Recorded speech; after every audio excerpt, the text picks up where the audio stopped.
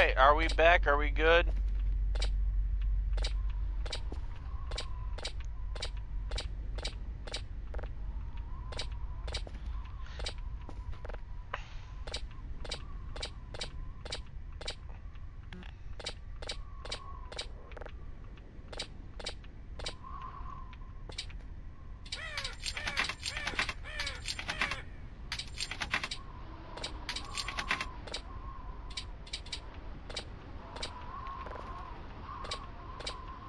Because I'm doing witchcraft.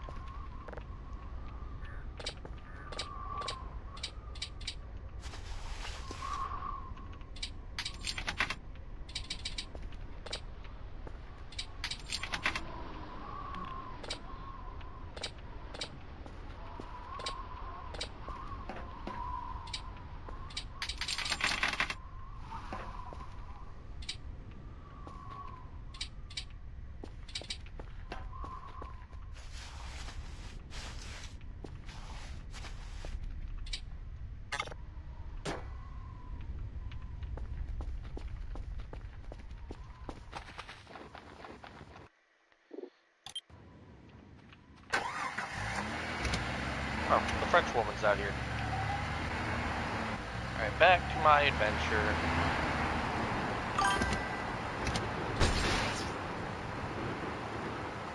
Yeah, I read that. Like, I saw you say Twitch has a fucky wucky, and then that's when I realized that, oh, it's not YouTube that died, it's everything that just died. Because I saw a chat error on YouTube, I'm like, I don't really care about YouTube too terribly much. Like, nobody really yaps over there anyway, and if they do, they're, for some reason, it's always the same two guys talking to each other. Just, like, I don't know how I feel about it, because on one hand, yeah, it creates engagement. Yeah, I think there was just a hiccup on the server, because my internet was fine the entire time.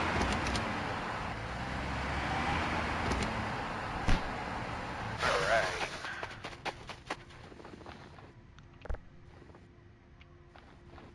Alright, let's just make sure you're appropriately shoved into this corner.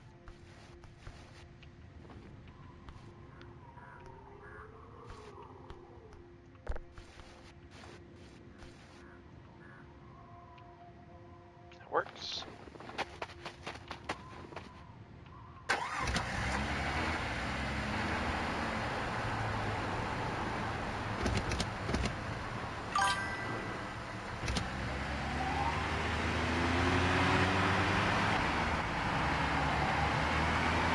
Yeah, maybe file a bug report about it, who knows?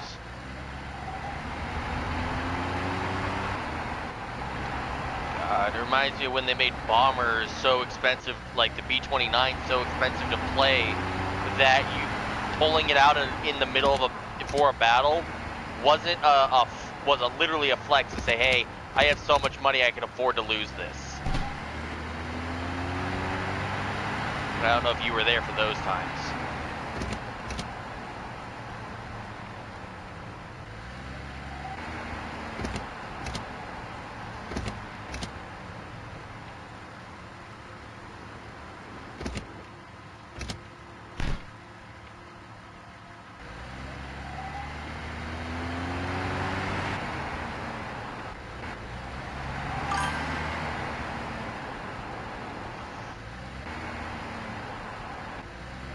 Yeah.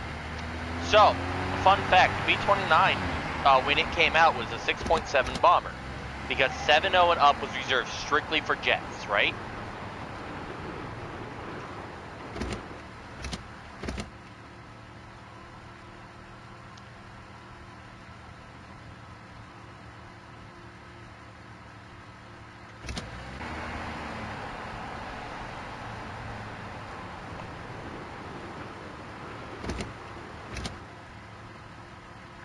Alright, I'm gonna use my hook to climb up, and I want to save just in case they decide that they want to tactically nuke me again.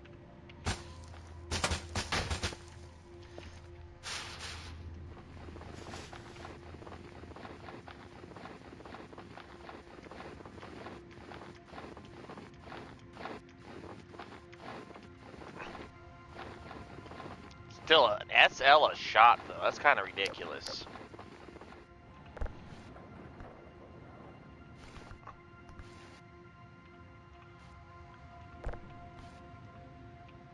Okay. But anyways, B-29 got added. And this was back when there weren't really that many mixed battles. So Russian players started getting upsetty that America had the B-29, right? Because, you know, if you really look at the lines, nobody really else other than Germany really thought about long-range bombers. I mean, yeah, you had your Lancasters in the British fleet, but they sucked, but everybody knew they sucked because they were meant for night bombing. And then you had the the Tu-2 series for Russia, but, you know, they were frontline bombers. So what ended up happening, though, is Gaijin ended up adding the Tu-4, which we all know and hate. However,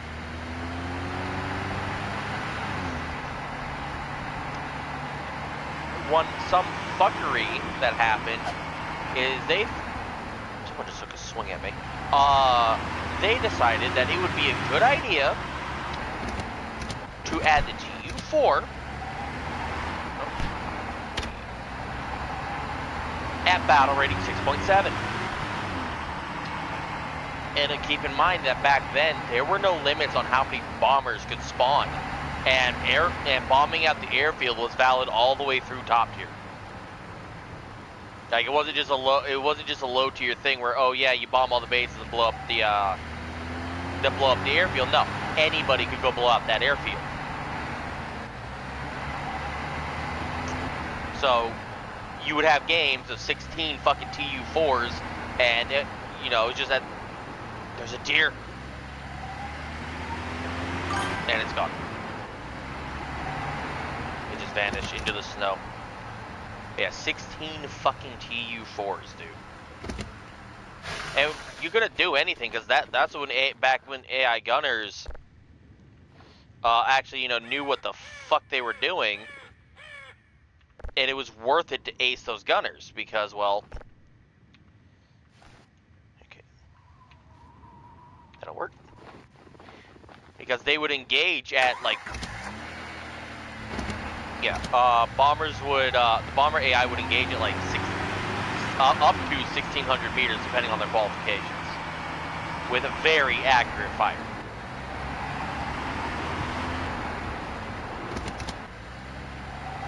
Merry Christmas to you, Jenna. So you get 6, and all we had to fight them were Mark 24 Spitfires and Bearcats. Essentially, so the Tu-4 was the first prop plane to get shoved above 6.7 in War Thunder. And is also the reason why it's limited to 4 bombers a match.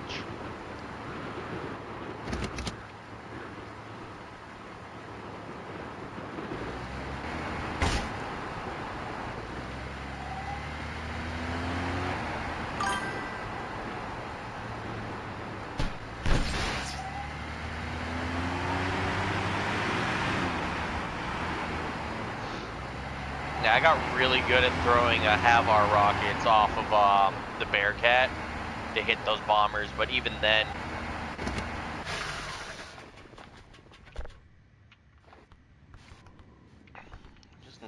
was it just not wedged in the corner enough?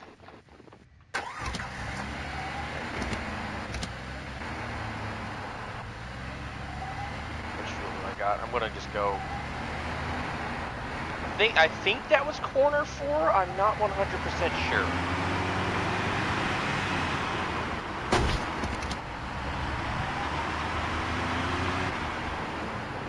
I'm just gonna.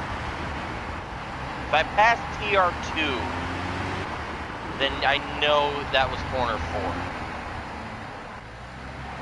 Or if I see the whole. There's TR2 right there. So yeah, that was corner 4.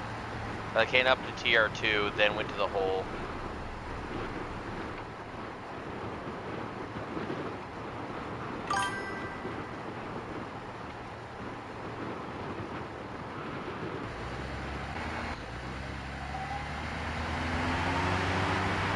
It's not worth it. It really isn't. Plus, you also have to look at what rocket you're using and what its explosive filler is. And